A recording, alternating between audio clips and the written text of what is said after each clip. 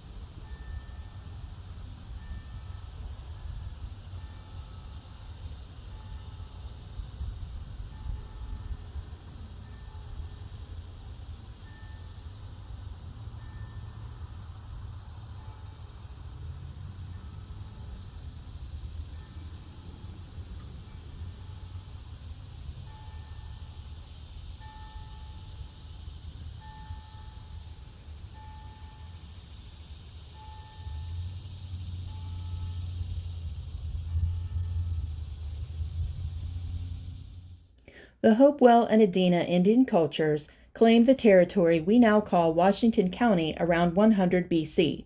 Although the cultures had disappeared by AD 500, they left behind 95 acres of earthly artworks. Marietta's founding fathers detected the importance of the mounds, embankments, and passageways the ancient tribes created, and they did their best to preserve them. Today, portions of these ceremonial structures still stand, including the Conus Mound, a 30-foot structure located in Mound Cemetery, established in 1801 to preserve the mound. Around 1650, American Indian tribes came from all directions to vie for the territory where Washington County is now established. Tribes such as the Delaware, Mingo, and Shawnee settled here until approximately 1850. These tribes created villages, cultivated crops, and made our region their home. Marietta was the first settlement in the Northwest Territory, founded by the Ohio Company of Associates in 1788, led by General Rufus Putnam. Established in 1788, Marietta is the oldest city in the state of Ohio, and the first official American settlement territory north and west of the Ohio River, known as the Riverboat Town. It's located at the confluence of the Ohio and Muskingum rivers. Putnam, considered the founding father of the town, led a group of 48 Revolutionary War veterans from New England to Washington County. The settlers named their new home Marietta in honor of the French Queen Marie Antoinette, whose nation provided crucial aid in the struggle for American independence, providing supplies, arms, ammunition, uniforms, and most importantly, troops and naval support to the Continental Army between 1778 and 1782.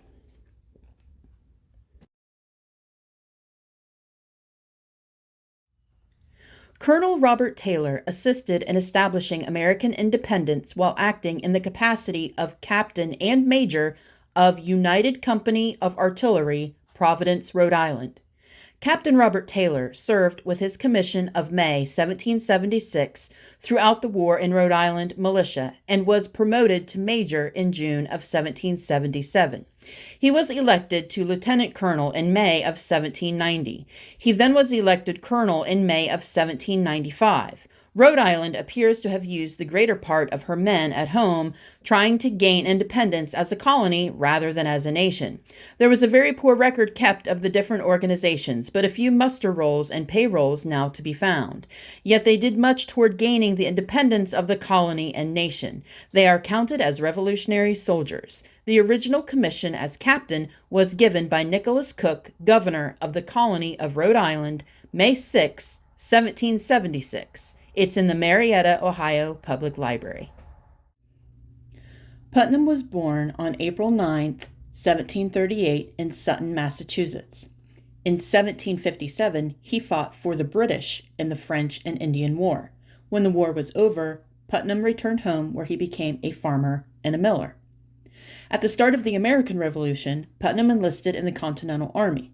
Early in the conflict, he helped prepare earthworks and other defensive features for the Americans surrounding English soldiers in Boston, Massachusetts. He also assisted George Washington in preparing New York's defenses. He spent the remainder of the war in upstate New York and fought in the Battle of Saratoga. He began the war as a lieutenant colonel, but by its conclusion had risen to the rank of brigadier general. Throughout the conflict, Putnam served as an advocate for junior officers and enlisted men. Following the American Revolution, Putnam engaged in real estate investment. He served as a surveyor for the Confederation Congress and used the knowledge he received while surveying to make land purchases. In 1786, a group of men from Massachusetts, including Putnam and Benjamin Tupper, founded the Ohio Company of Associates. Putnam established the first Ohio Company settlement on the banks of the Ohio River. Known originally as Adelphia, the community would become known as Marietta. Putnam emerged as an important political leader in the Northwest Territory. President Washington appointed Putnam to a judgeship in 1790. He also served as a brigadier general in the United States Army during this same time period. In 1796, Putnam became the Surveyor General of the United States. President Thomas Jefferson removed him from the position. Putnam continued to play an important role in territorial government and participated in the Constitutional Convention of 1802. Putnam favored the Federalist Party and did succeed in preventing slavery from becoming legal in Ohio. Putnam died on May 4, 1824, in Marietta. Benjamin Tupper was born in Stoughton, Massachusetts, on March 11, 1738. In 1756, he enlisted in a military company and fought for the English in the French and Indian War. Once the American Revolution began, Tupper enlisted in the Continental Army.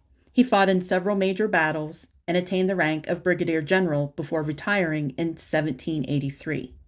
At the end of the Revolutionary War, Tupper was one of the 288 officers who signed the Newburgh Petition. These men hoped that the new government would pay its soldiers with land from the Ohio country. Following the war, Tupper served in the Massachusetts legislature and assisted the state militia in putting down Daniel Shays' rebellion in 1786. In the same year, he helped Thomas Hutchins survey the 7 ranges. He used the knowledge he gained while surveying to help the Ohio Company of Associates. The company soon received permission from the Confederation Congress to establish settlements in the Ohio country. Tupper traveled west with the original Ohio Company settlers and helped found Marietta. He served on various committees responsible for building roads, determining where new settlements were to be founded, and where various flour and sawmills were to be located. On September 9, 1788, Tupper and Rufus Putnam became the first judges in the Northwest Territory. Tupper lived in the Northwest Territory for the remainder of his life. He died on June 7, 1792. This guy has quite the history, and if you're a horror and sci-fi lover, you'll never guess who he is indirectly related to. Commander Abraham Whipple was an American naval officer and slave trader, best known for his service in the Continental Navy during the Revolutionary War and being one of the founders of Marietta. Born near Providence, colony of Rhode Island, Whipple chose to be a seafarer early in his life and embarked on a career in the lucrative trade with the West Indies, working for Moses and John Brown. In the French and Indian War period, he became a privateersman and commanded privateer Gamecock from 1759 to 1760. In one 6-month cruise, he captured 23 French ships. In 1772, Whipple burnt the first British naval casualty of the American Revolution, the revenue cutter Gaspee, in the Gaspee Affair. The first to unfurl the Star-Spangled Banner in London, Whipple was also the first to sail an ocean-going ship 2,000 miles downriver from Ohio to the Caribbean, which opened trade with the Northwest Territory. Abraham Whipple was a member of the Society of the Cincinnati of the state of Rhode Island. Abraham Whipple was born on September 26, 1733. He married Sarah Hopkins on August 2, 1761. They had 3 children, John, Catherine, and Mary. Catherine later married Colonel Ebenezer Sproat of the Continental Army, who is also buried at the Mound Cemetery, and we'll talk about him later. As American colonists began to express their opposition to the policies of the Crown, acts of defiance became increasingly prevalent. An early incident occurred on June 9, 1772, when Whipple led 50 Rhode Islanders in the capture and burning of the British revenue cutter Gaspee. The ship had run aground of Pawtuxet while chasing the packet Hannah. The burning initiated an exchange of notes between Whipple and Captain James Wallace of HMS Rose. Wallace wrote, "You, Abraham Whipple, on June 10, 1772, burned His Majesty's vessel, the Gaspee, and I will hang you at the yard arm." Whipple responded, "Sir, always catch a man before you hang him." Whipple was commissioned a captain in the Continental Navy on December 22nd and was given command of 24-gun ship Columbus. From February 17 to April 8, 1776, he commanded the ship during the First Continental Navy Marine Corps amphibious expedition. The cruise to New Providence in the Bahamas to seize essential military supplies from the British garrison at Nassau. After returning north to New England, Whipple captured 5 British prizes before March 27, 1778, when his ship ran aground of Point Judith, Rhode Island. After stripping the ship, the captain and his crew abandoned her and escaped capture ashore. Assigned next to command 28-gun frigate Providence, Whipple ran the British blockade on the night of April 30th, 1778, damaging HMS Lark and outrunning another British ship during the escape. Tacking for France, the Providence crossed the Atlantic Ocean unmolested, bearing important dispatches relating to agreements between France and the American colonies. After acquiring guns and supplies for the Continental Army, the Providence and the Boston sailed home to the colonies, taking 3 prizes en route. Upon his return, Whipple received command of a small squadron, Providence Ranger and Queen of France. On one occasion in mid-July 1779, this group of ships encountered a large British convoy in dense fog off the Newfoundland banks. Whipple concealed his guns and ran up the British flag. Thus disguised, Whipple cut 11 prizes out of the convoy, 8 of which contained spoils of war valued together at over $1 million. And in today's money, that's at least $16 million, making the venture easily one of the richest captures of the entire war. Whipple then cruised off Bermuda before arriving at Charleston, South Carolina. On December 23, 1779, British forces threatened Charleston, which was at the time a key continental port. The threat led Whipple to move the guns and crews from the Continental Navy ships in port on shore to reinforce the land batteries and repulse the expected British assault. However, after a rugged 4-month siege, the overwhelming pressure of British arms forced the Continental forces to surrender on May 12, 1780. Whipple remained a prisoner of war of the British until he was paroled to Chester, Pennsylvania, which point he took no further part in the war. Upon the conclusion of the hostilities, Whipple took up farming near Cranston, Rhode Island. And last but not least, I'll leave you with a few fictional references as footnotes. In The Case of Charles Dexter Ward by H.P. Lovecraft, Captain Abraham Whipple, one of the eminent townsmen of Providence, Rhode Island, led the raid on Joseph Kerwin's farm. He is also mentioned in The Shunned House as a cousin of the narrator's great-grandfather.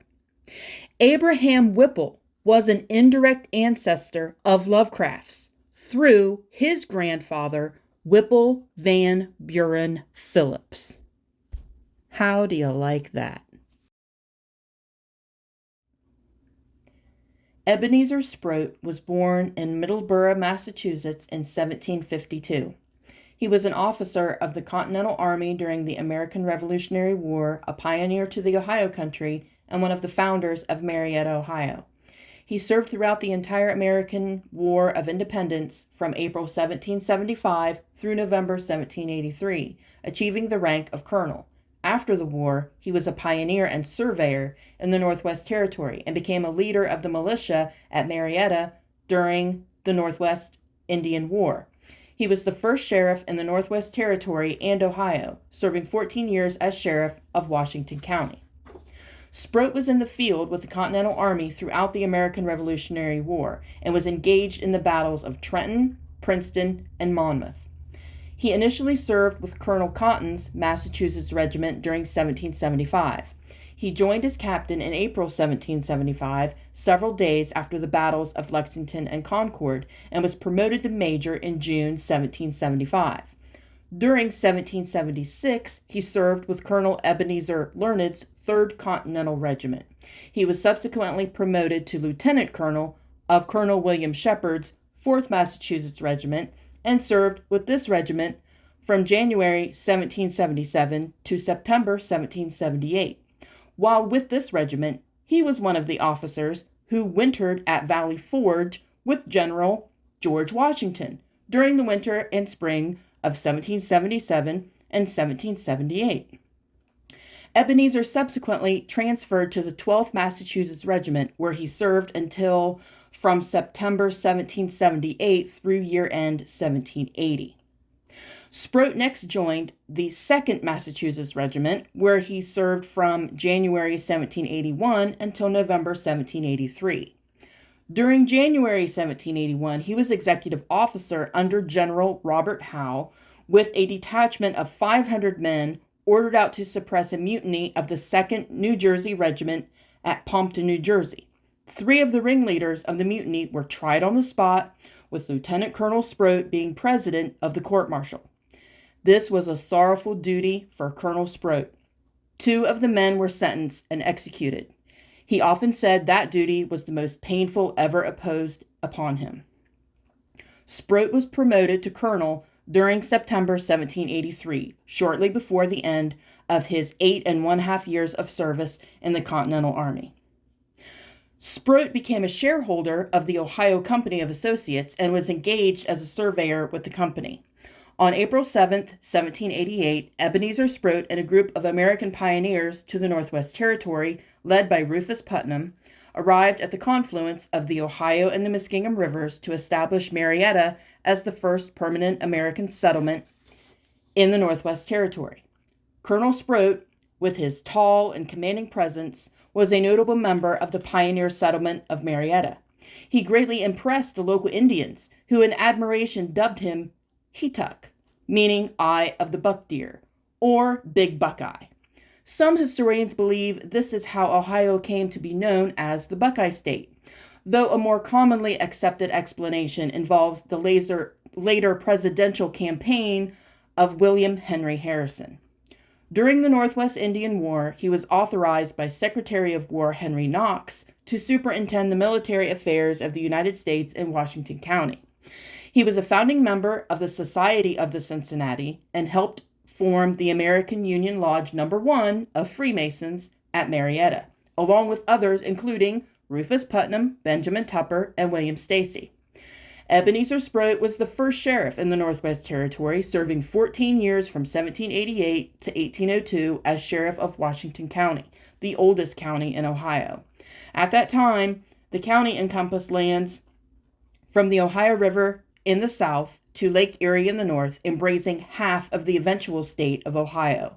Sheriff Sproat was cheerful and fond of company, and quite attached to horses and dogs. As sheriff, he always rode a horse during his long journeys through the country, accompanied by 2 or 3 large dogs. He filled the office of sheriff with dignity and exhibited a great kindness in his execution of the law. He was often known to furnish a poor family with his own money for repayment of a debt rather than to make an arrest. Ebenezer Sproat died in Marietta in early 1805. Here's the stone of Adam Decker, who is a blacksmith, indicated by the forging hammer and pliers symbol above his name. This stone reads, Charles S. Butler, killed by the explosion of the Buckeye Bell, November 12, 1852, aged 33 years. It's not very often I walk through a cemetery and I see a stone that says killed Most of the time it says died. And just what the heck is a Buckeye Bell anyway? So of course I had to look into it, and here's what I found. In 1836, the state of Ohio created a series of slack water pools along the Muskingum River by constructing dams. The dams and pools were made water depths adequate for steamboat navigation. Locks were built so the steamboats could travel around the dams. The project was completed in 1841 and was the largest capital improvement project the state had undertook at the time. Steamboats were a somewhat dangerous form of transportation due to their construction and the nature of how they worked. The boilers used to create steam often exploded when they built up too much pressure. In 1856, James Lloyd described more than 100 accidents in his book, Steamboat Directory and Disasters on the Western Water. The Zanesville Times recorder noted that the Buckeye Bell was not an old boat and had only been in service for 6 months at the time of the explosion. A Zanesville newspaper indicated on May 15, 1852, Buckeye Bell is the name of the new steamboat which arrived here yesterday. She is to run a regular tri-weekly packet between this city and Marietta under the command of our gentlemanly and enterprising fellow citizen, J.T. Hahn. The Muskingum River had its share of collisions, wrecks, and explosions during the era. The most tragic accident occurred at Lock and Dam No. 4, late in the afternoon on November 12, 1852. On this day, the boilers of the steamboat Buckeye Bell exploded with a terrifying roar. The explosion wrought carnage. Scattered fragments of wood and metal were found a half-mile from the blast. Of the 24 people killed, several were unable to be identified. A bronze plaque in Beverly Cemetery marks the grave of the unidentified dead. This is by far, in my opinion, the most unique feature you can find in a cemetery, a conical mound built by an ancient civilization.